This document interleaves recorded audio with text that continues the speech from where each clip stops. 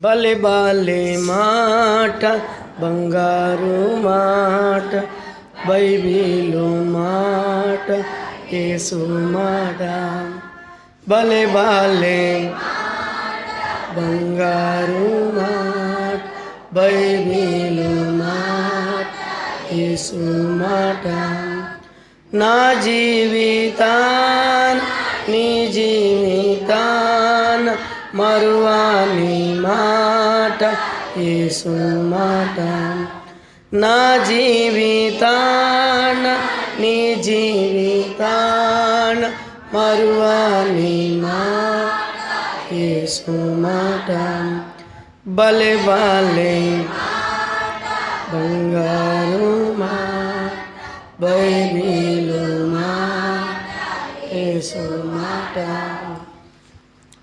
ప్రభు సాయం కొరకు చిన్న ప్రార్థన చేస్తాం. ప్రేమ నమ్మకం కలిగిన మా పరలోకపు తండ్రి, స్తుతులకు పాత్ర స్తోత్రారుడా యేసు ప్రభు నీ వందనాలు. నిలబడి నీ దాసునై నన్ను మీ సిలువ చాటును మరుగు చేసి నీ వాక్యం ద్వారా మాట్లాడమని వేడుకుంటూ యేసు నామమున వేడుకున్నాం తండ్రి, ఆమేన్.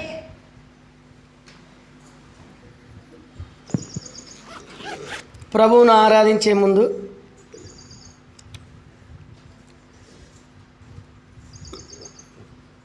దేవుని వాక్యంలో నుండి మత్తయి సువార్త 27వ అధ్యాయం. ప్రభువును ఆరాధించే ముందు మత్తయి సువార్త దేవుని వాక్యంలో నుండి 27వ అధ్యాయము 45-46 వచనాలు అందరం కలిసి చదువుకుందాం. మత్తయి సువార్త. ప్రభువును ఆరాధించే ముందు ఆరాధించడం కొరకు దేవుని వాక్యంలో నుండి మత్తయి సువార్త 27వ అధ్యాయం 45-46 వచనాలు కలిసి చదువుకుందాం. మధ్యాహ్నం మొదలుకొని 3 గంటల వరకు దేశమంతటి చీకటి కమ్మెను. ఇంచుమించు 3 గంటలప్పుడు యేసు ఏలి ఏలి లాబా సబక్తా అని బిగ్గరగా కేక వేశాను. ఆ మాటకు నా దేవా నన్నెందుకు చేయి విడిచితివని అర్థము. తర్వాత దేవుని వాక్యంలో నుండి 1 పేతురు పత్రిక 3వ అధ్యాయం. 1 పేతురు రాసిన పత్రిక 3వ అధ్యాయము 18వ వచనం అందరం కలిసి. ఏలైనగా మనల్ని దేవుని యొద్దకు తెచ్చుటకు అనీతిమంతుల కొరకు నీతిమంతుడైన క్రీస్తు శరీర విషయంలో చంపబడి ఆత్మ విషయంలో బ్రతికింపబడి పాపముల విషయంలో ఒకేసారి శ్రమపడెను. తర్వాత మార్కు సువార్త 15వ అధ్యాయం 25వ వచనం ఎవరైనా చదవండి. మార్కు సువార్త 15వ అధ్యాయము 25వ వచనం 15-25 చదవండి. ఆయన సిలువ వేసి అందరం కలిసి చదువుదాం. లేకపోతే ఆయనను సిలువ వేసినప్పుడు పగలు 9 గంటలాయెను. చాలు. ఈ భాగంలో మనం చదివినటువంటి మత్తయి సువార్త 27వ అధ్యాయము 45-46 వచనాల్లో ఒక సందర్భం కనపడుతూ ఉంది. ఏమిటయా సందర్భము అంటే ఒక చక్కని సందర్భం. యేసుక్రీస్తు ప్రభువారు కల్వరి కొండపైన సర్వలోక మానవుల కోసం ఈ లోకంలో ఆయన మనుషుడుగా జన్మించి 33.5 సంవత్సరాలు ఈ లోకంలో జీవించి 33.5 సంవత్సరాల తర్వాత ఆయన కల్వరి మ్రానుపై చనిపోయినట్టుగా దేవుని వాక్యం చెప్తుంది. అది లేఖనం నెరవేర్పే. లేఖనం ఎక్కడ రాసిందంటే 1 కొరింథీ పత్రిక 15వ అధ్యాయము 3 నుండి చదివితే మీకు అర్థమైంది. యేసు క్రీస్తు లేఖనముల ప్రకారముగా ఏమైనాడంట? క్రీస్తు లేఖనముల ప్రకారముగా ఆయన ఈ లోకంలోనికి వచ్చాడు. లేఖనముల ప్రకారంగా మరణం పొందినాడు. లేఖనముల ప్రకారముగా మరణించి తిరిగి లేపబడ్డాడు. ప్రభువైన దేవుడు ఏం చేసినా కూడా లేఖన ప్రకారంగా నెరవేర్పు కోసం ఆయన ససరేడుగా వచ్చాడు భూమినికి. ఆయన మామూలు మనిషిగా రాలే. ఆ పిల్లోడు పేపర్ ఎత్తుకుపోతున్నాడు చూడండి. కాబట్టి దేవుని బిడ్డలైనటువంటి మనము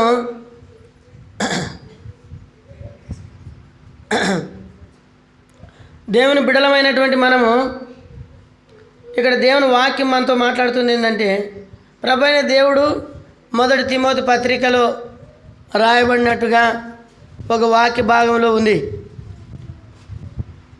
చూడండి ఆయన ఎట్లా వచ్చినాడంట. మొదటి తిమోతి పత్రిక మొదటి తిమోతి పత్రిక 3:16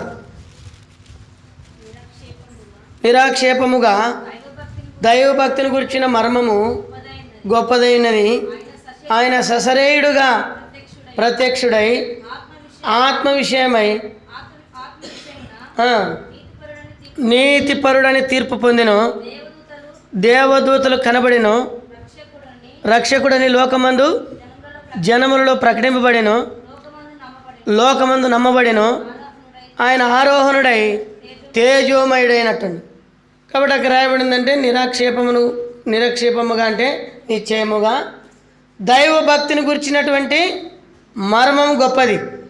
దైవభక్తి అంటే ఏమంటే, దేవుడు ససరేయుడుగా ఈ లోకంలోనికి కనపడినటువంటి దేవుడు మనుషుడుగా ఈ లోకంలోనికి వచ్చాడు. మనుషుడిగా ఈ భూమిని జన్మించినప్పుడు లోకంలో ఆయన దేవత్వమును గురించి మాట్లాడాడు.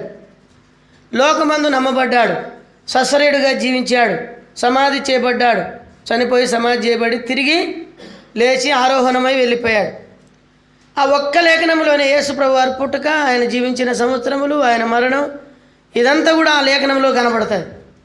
ప్రభువైన దేవుని బిడ్డలారా, ఇప్పుడు మనం చూసినటువంటి లేఖన భాగంలో చాలా అమూల్యమైనటువంటి భాగం ఏంటంటే, ఆయనను మరి కలవరి కొండపైన, గొల్గొతా కొండపైన ఏం చేసినారు? సిలువ వేసినట్టుగా చూసినాం. ఎన్ని గంటలప్పుడు సిలువ వేసినారు చెప్పండి? ఎన్ని గంటలప్పుడు వేసినారు? వినండి అయ్యా, ఎన్ని గంటలప్పుడు వేసినారు? 9 గంటలకు రాయబడింది కదా, 9 గంటలకు. అయితే 9 గంటలకు సిలువ వేయబడితే సూర్యుడు అస్తమించినాడు. పట్టపగులే సూర్యగ్రహం పట్టింది కదా, మన భాషలో చెప్పుకోవాలంటే సూర్యుడు అస్తమించినాడు. ఎన్ని గంటల వరకు సూర్యుడు అస్తమించినాడు? 3 గంటల వరకు.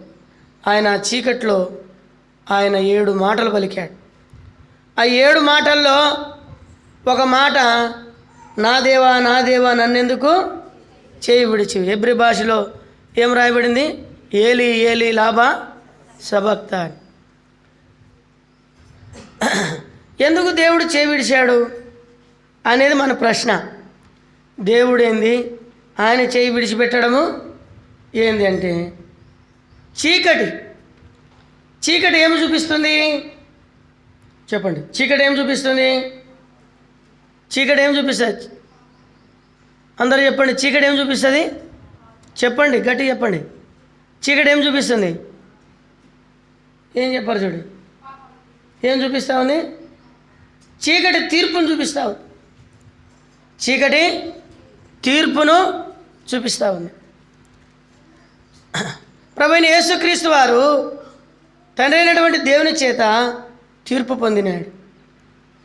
అందుకనే వాక్యంలో రాయబడింది, అన్యాయపు తీర్పు పొందినవాడై ఆయన కొనుపోబడెను. ఆయన తీర్పు పొందాడు. మనుషులు చూడనొల్లని వాడైనాడు. మనుషుల చేత తృణీకరింపబడ్డాడు. భూమి ఆకాశములు పట్టనటువంటి దేవుడు మనిషిని అవతారంతో ఈ లోకంలోనికి వస్తే మనుషులు ఆయనకు తీర్పు తీర్చినారు.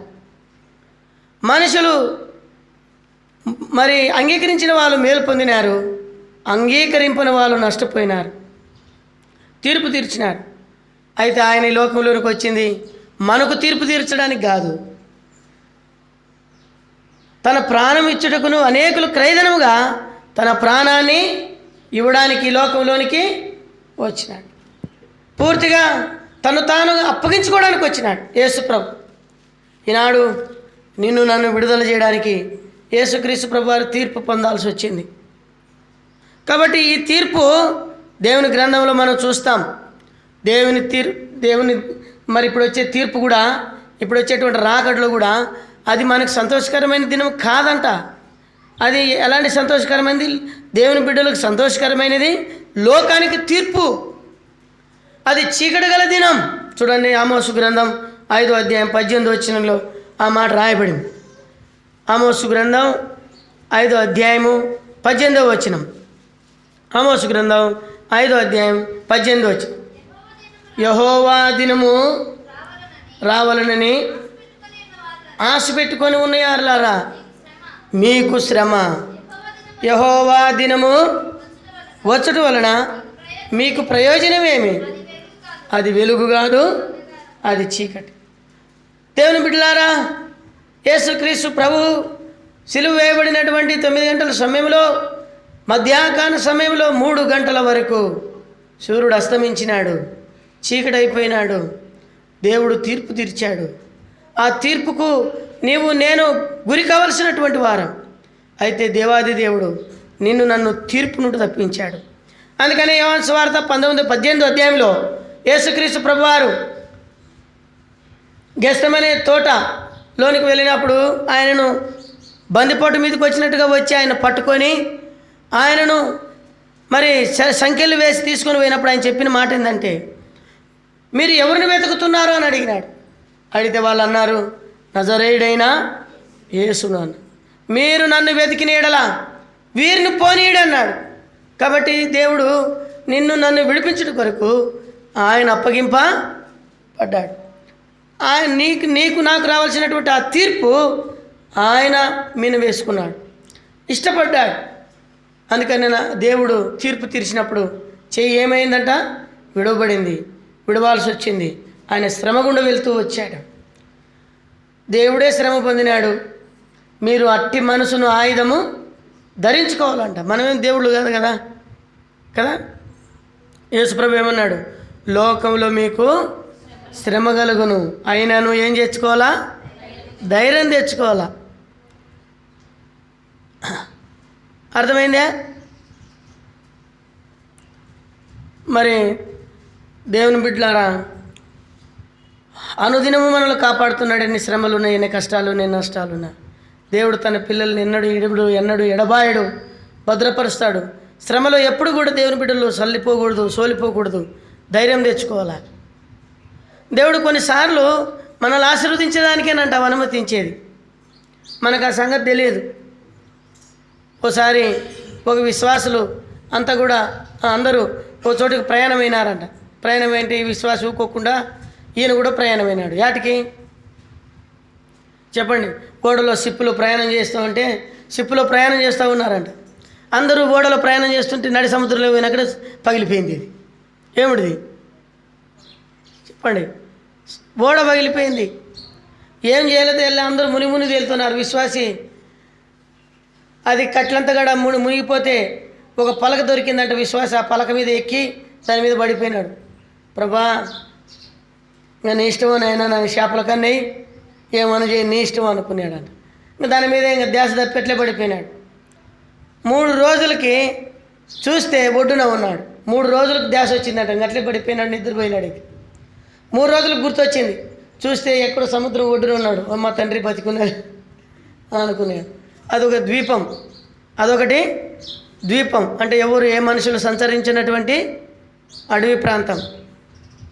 అయితే ప్రియులారా, అటువంటి సమయంలో ఇప్పుడు తనకున్న బట్టలు చించి ఒక ఎత్తైన కట్టి నేను ఇక్కడున్నాను, ఎవరన్నా నన్ను వచ్చి కాపాడండి, నన్ను రోజు జెండా ఊపేవాడు అంట. అయితే అందరూ చూస్తున్నారు, వెళ్ళిపోతున్నారు. ఆ ప్రాంతంలోనికి కాపాడేదానికి కానీ సాయం చేసేదానికి కానీ ఏ మనుషులు వెళ్ళే మార్గం కాదంట. అది వెళ్ళే మార్గము కాదంట. ఇంకా రోజు ఏదో ఒక ఆకు చిగురులు తింటే బతుకుతాం కదా. ఆకు చిగురులు కోతులు తినబడంట. ఆకు చిగురులు తినుకుంటా అవి తినుకుంటా అక్కడ శలిం దోగి ఆ గుంతలో నీళ్లు తాక్కుంటా అట్లనే కొన్ని దినాలు గడిచిపోయిన తర్వాత చిన్నగా ఆ ఆకు ఈ ఆకు వేసుకొని కొట్టను వేసుకున్నాడు. దాని మీద వేసుకున్నాడు. కొన్ని రోజులు అయిన తర్వాత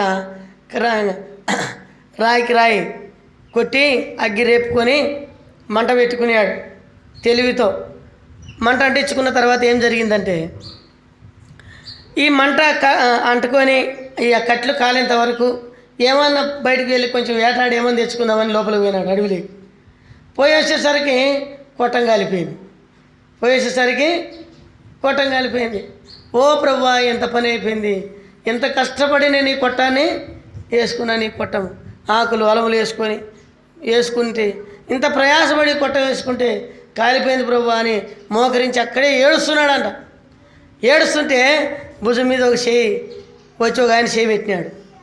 చేయి పెడితే అప్పుడు వెనక్కి తిరిగి చూసినాడంట. ఏముంది, ఎవరు మనిషి,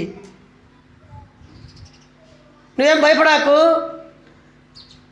నువ్వు మంట పెట్టింటే మాకు పొగ పైకి వచ్చింది, మాకు కనపడింది అక్కడ ఎవరు ఉన్నారని చెప్పి మేము 12 మైళ్ళ దూరం నుండి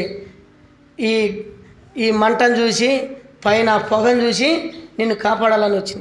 కొన్నిసార్లు దేవుడు మన కొట్టం కాదు కదా, మన పరిస్థితులు అన్నీ మనల్ని నష్టపరిచేది మనల్ని కాపాడేదానికే. ఆ వ్యక్తి ఏమనుకున్నాడు, నా కొట్టం కాలిపోయా, ఇంకా నాకు ఆధారం లేదు, రోజు వచ్చి జెండా ఊపుతుంటే కూడా ఎవరు పట్టించుకోవడం లేదు, ఎవరు చూడడం లేదు, నన్ను చచ్చిపోయేది గ్యారెంటీ అనుకున్నాడు.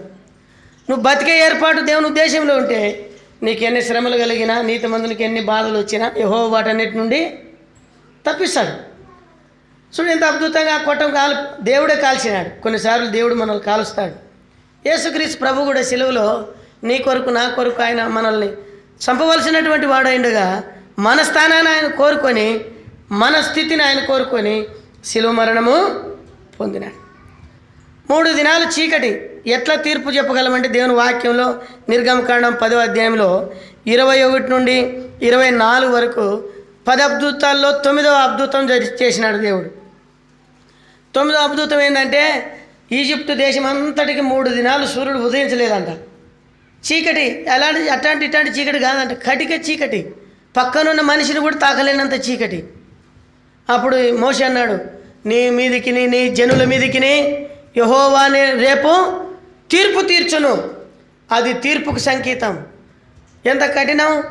మరుసటి దినాన 10వ తెగులు సంహారకుడు వచ్చినాడు చీకట్లో.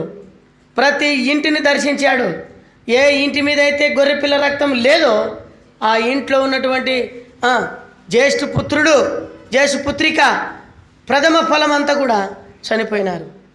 రాజు మొదలుకొని ఇంట్లో ఉన్నటువంటి పనివాని వరకు ప్రతి ఇంట్లో ఏడుపే. అయితే దేవుని బిడ్డల మీద గొర్రెపిల్ల రక్తం, ఆ రక్తం నిన్ను కాపాడుతుంది. చాలాసార్లు నేను రక్షింపడ్డాను, దేవుని నమ్ముకున్నాను, మంచిదే. అయితే నువ్వు తప్పిపోయినావు.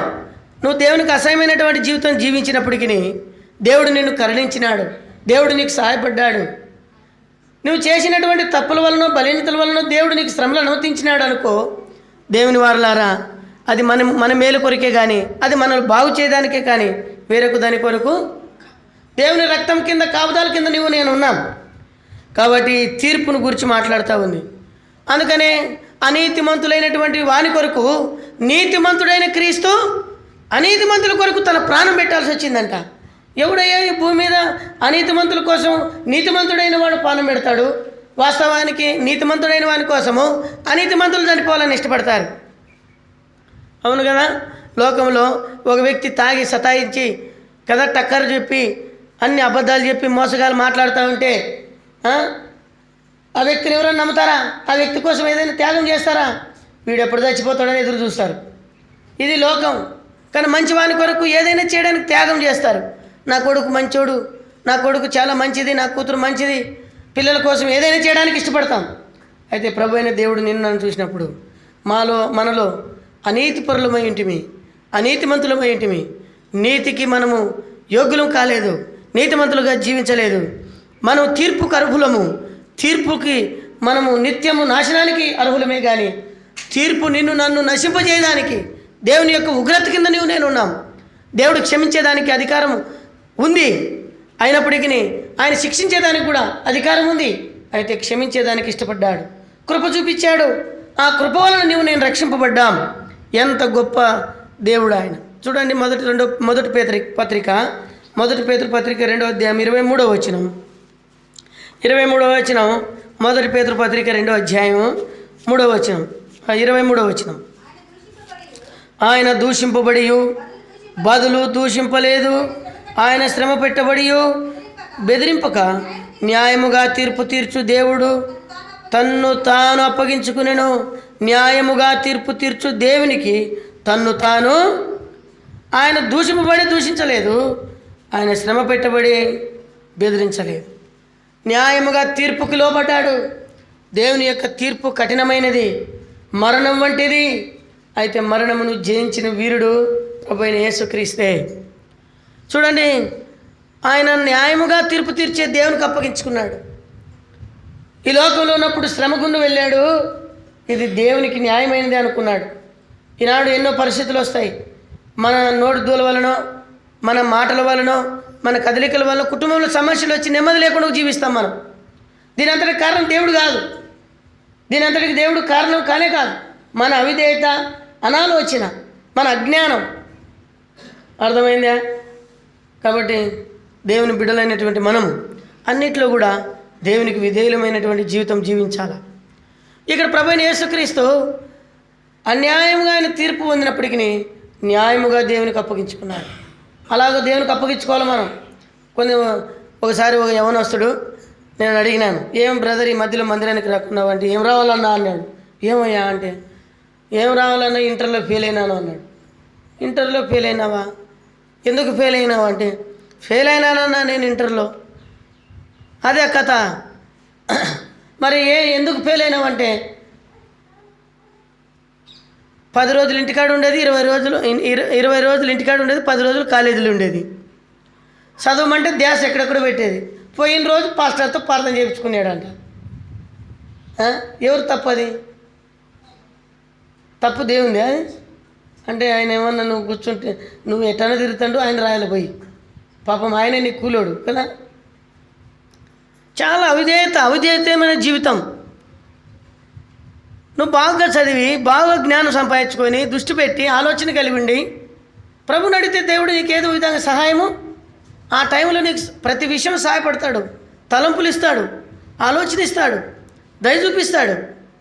నువ్వు చదవందనే, పరీక్ష లేదే నువ్వు ఎప్పటికీ పాసు కాలేవు. ప్రభువైన యేసుక్రీస్తు తన జీవితంలో దేవుని వారలారా, మనం చేసిన తప్పులకు కూడా, మనం చేసే అవిధేయతకు కూడా, మనం తెచ్చుకునే శ్రమకు కూడా దేవుని మీద నేరారోపణ చేస్తూ ఉన్నాం. చూడండి, ప్రభువైన యేసుక్రీస్తు ఏ నేరం చేయలే, ఏ అవమానం పొందలే. ఆయనను దూషింపబడి బదులు దూషించలేదు. ఎవరైనా మనల్ని తిడితే ఊరుకుంటామా? ఏమన్నా ఊరుకుంటామా? ఎవరైనా మనల్ని తిడితే తిట్టినారులేమ్మా అంటామా? ఏం తప్పు చేసినా నన్ను తిడుతున్నావు? నన్ను ఒక్కరోజా 2 రోజులా? ఏం తప్పు చేసినానని మనుషులు ఇలాగ మాట్లాడతాం. ప్రభువైన యేసుక్రీస్తు అవమానిస్తూ ఉంటే ఆయన దేవుడు అయినప్పటికీ ఏమన్నాడు? న్యాయముగా తీర్పు తీర్చు దేవునికి అప్పగించుకున్నాడు. అన్యాయస్తుడని అన్నారు ఆయన్ని. దూషించినారు. ఎట్లా దూషించినారు తెలుసా మీకు? చూడండి, లూకాసు వార్తలో యేసు ప్రభుని దూషించిన విధానం చూద్దాం. ఆయన సిలువ వేయబడతా ఉంటే ఆయన ఎలాగ దూషించినారో చూద్దాం. లూకాసు వార్త 23వ అధ్యాయం. లూకాసు వార్త 23వ అధ్యాయం. లూకాసు వార్త 23వ అధ్యాయం. 23వ అధ్యాయము దేవుని వాక్యంలో నుండి 23వ అధ్యాయము ఒక మాట ఉంటుంది చూడండి. ఈ 33వ వచనం చదవండి. వారు కపాలనబడిన స్థలమునకు వచ్చినప్పుడు అక్కడ కుడివైపున ఒకరిని, ఎడమవైపున ఒకరిని, ఆ నేరస్తులు ఆయనతో కూడా సిలువ వేసిరి. యేసు, వీరేమి చేస్తున్నారు, వీరెరుగురు కనుక వీరిని క్షమించమని చెప్పి, తండ్రి వీరిని క్షమించమని చెప్పింది. వారు ఆయన వస్త్రములను పంచుకున్నట్టుకై చీట్లు వేసి ప్రజలు నిలువబడి చూస్తుండేది. అధికారులు, వీడు ఇతరులను రక్షించెను, వీడు దేవుడు ఏర్పరచుకున్న క్రీస్తు అయిన యెడల తను తాను రక్షించుకున్నాడని అపహాసించిరి. తర్వాత ఏం చేసినారంట? ఆయన ఎద్దుకు వచ్చి ఆయనకు చిరుకనిచ్చి, నువ్వు యూదుల రాజువైతే నిన్ను నీవే రక్షించుకునమని అపహాసించి. చూడండి ఎలాగ అపహాస్యం ఉంది ఆయనకి. నువ్వు అందరికీ ప్రార్థన చేసేవాడు కదబ్బా, నువ్వు అందరికీ ప్రార్థన చేసేవాడివి. గుడ్డోళ్ళకి కండ్లు ఇచ్చినావు, మూగోళ్ళకి మాట ఇచ్చినావు. మరేమి లే, రా దిగిరా అన్నారు. అట్లా కూడా సైతాను ప్రయోగించినాడు యేసు ప్రభు పైన. ఆయన కోపం పుట్టించాలనుకున్నాడు. ఒక్క మాటతో సెలవిచ్చినటువంటి వాడు ఇది అవును కాకంటే అవును అయిపోయేటువంటిది ఓర్చుకున్నాడు. మనుషులు అపహాసించినారు, ప్రధాన యాజకులు అపహాసించినారు, అక్కడ ఉన్నటువంటి శిక్షించిన వాళ్ళు అపహాసించినారు, ఆయన సహించినాడు. అంతేకాదు నేరస్తుల్లో ఒకడు అన్నాడంట, చూడండి, నేరస్తులు వేలనబడిన నేరస్తుల్లో ఒకడు ఆయనను దూషించుచు, నువ్వు క్రీస్తువు కదా, నిన్ను నీవు రక్షించుకునమని మమ్మను కూడా రక్షించమని చెప్పాను. ఎలాగ ఆయన దూషించినారు, ఎలాగ ఆయన అవమానించినారు. అయితే ఇలాగున ఆయన అవమానం పొందుతూ ఉంటే ఒక వ్యక్తిలో కార్యం జరిగిందంట. ఒక వ్యక్తిలో ఏం జరిగింది? కార్యం. చూడండి 47వ వచనం. 2 వ్యక్తుల్లో కార్యం జరిగింది. బైబిల్లో 4 వ్యక్తుల్లో కార్యం జరిగినట్టుంది, కానీ ఇదే లూకాసు వార్త 18వ వచనం 23వ అధ్యాయం 18వ వచనంలో బరబ్బాకు, తర్వాత 26వ వచనంలో కురేనీయుడైనటువంటి సీమోనుకు కార్యం జరిగింది. ఆ తర్వాత 42వ వచనంలో కదా కుడివైపున ఉన్నటువంటి దొంగ, మనకి ఇదైతే న్యాయమే, మనం చేసిన తప్పుకు శిక్ష పొందుతున్నాం. ఈయన ఏ అన్యాయము చేయలేదు. యేసు నీ రాజ్యంతో కూడా వచ్చినప్పుడు నన్ను జ్ఞాపకం చేసుకో. మార్పు కలిగించడానికి ఆయన ఓర్చుకోవాల్సి వచ్చింది. ఇతరుల హృదయం గెలుచుకోవడానికి, మానవ జీవితాన్ని మార్చుట కొరకు ఆయన ఓర్చుకోవాల్సి వచ్చింది, సహించాల్సి వచ్చింది. ఓర్చుకున్నటి ద్వారా 4 రక్షింపడ్డారు. చాలాసార్లు మనం దూషించినప్పుడు మనం ఆ ఎదుటి వ్యక్తిని రక్షించుకోలేమంట. ఎదుటి వ్యక్తిని మనం రక్షించుకోవాలంటే బదులుగా మనం ఏం చేయకూడదు? దూషించకూడదు. అది అక్కడ రాయబడింది. ఇప్పుడు చూడండి 47వ వచనంలో, శతాధిపతి జరిగినది చూచి ఈ మనుషుడు నిజముగా నీతిమంతుడై ఉన్నాడని చెప్పి దేవుణ్ణి మాయపరిచాడు. మత్తయి సువార్త 27వ అధ్యాయం 55వ వచనంలో అక్కడ రాయబడిన మాట ఏంటంటే, తీర్థలని చెప్తా, శతాధిపతి ఇతడు నిజముగా దేవుని కుమారుడని చెప్పాడు. మార్క్స్ వార్త 15వ అధ్యాయంలో 26వ వచనంలో ఈయన నిజముగా 39వ వచనంలో ఈయన నిజముగా దేవుని కుమారుడు. ఎవరు ఈయన శతాధిపతి? వినండి, శతాధిపతి ఎవరు మీకు చెప్పాలంటే కదా, 15 మంది సిఏలు పైన ఉండేటువంటి వ్యక్తిని ఏమంటారు? డీజీపీ అంటారా? ఆ డీజీపీ అనేటువంటి వ్యక్తి అందరికీ పెద్ద. ఆ వ్యక్తి యేసుప్రభుని అప్పగించేదానికి బాధ్యత వహించినాడు. ఒక వ్యక్తిని అరెస్ట్ చేసేటప్పుడు అక్కడ ఉన్నటువంటి పై అధికారి ఎస్పీ, డిఎస్పీ కదా, వాళ్ళందరూ ఏం చేస్తారు?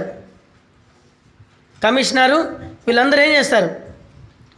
అందరూ ముందు రిపోర్ట్ వెళ్ళిపోయి అందరూ కలిసి ఒక వ్యక్తిని పట్టుకుంటారు.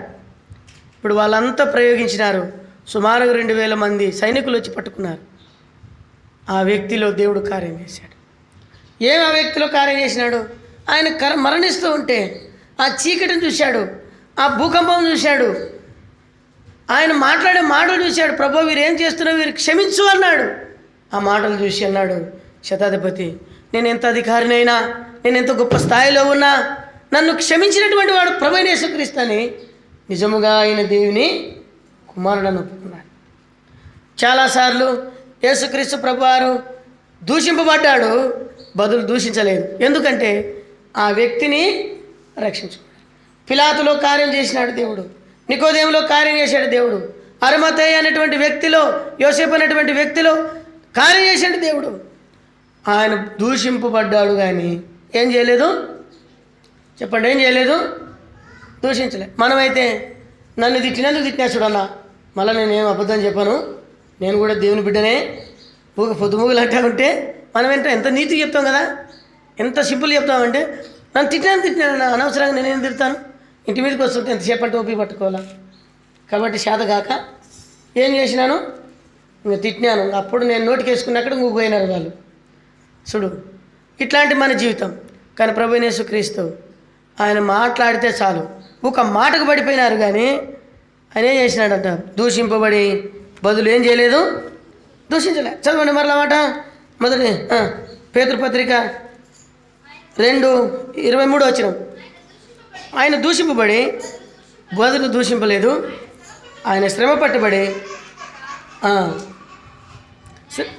న్యాయముగా తీర్పు తీర్చు దేవునికి తన్ను తానేం చేసినాడంట?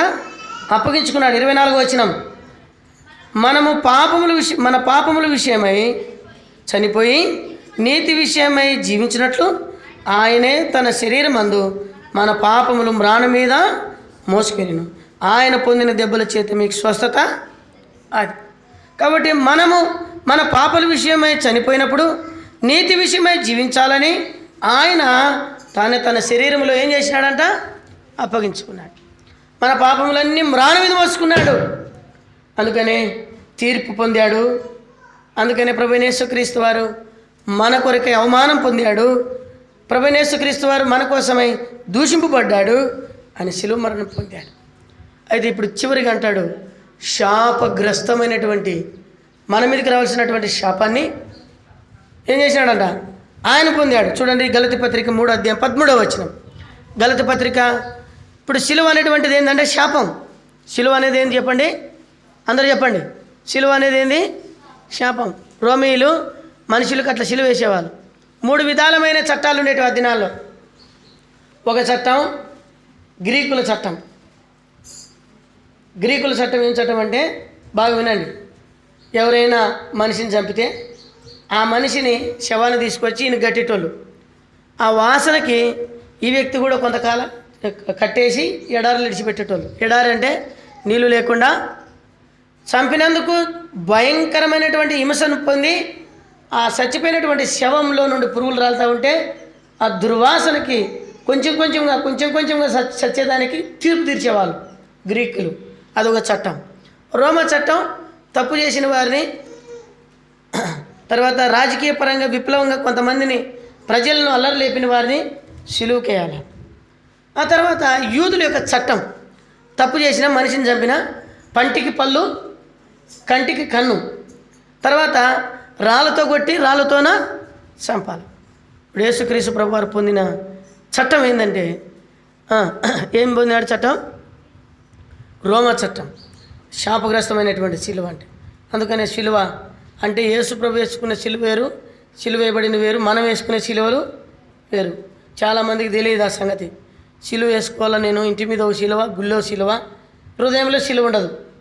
శిలువ ఏడ ఉండాలా? హృదయంలో ఉండాలి. ఇంట్లో శిలువ, మెడలో శిలువ, బయట ఒక శిలువ కదా. అందుకని ఒక ఆయనకు శిలువయ్య అని పేరు పెట్టినారు. ఏం పేరు? శిలువయ్య. ఆయన పేరే శిలువయ్య. కాబట్టి ఇలాంటి శిలువయ్య పేరు ప్రాముఖ్యమైనది కాదు, కానీ గలతీ పత్రికలో రాయబడింది. చూడండి, గలతీ పత్రిక 3:13.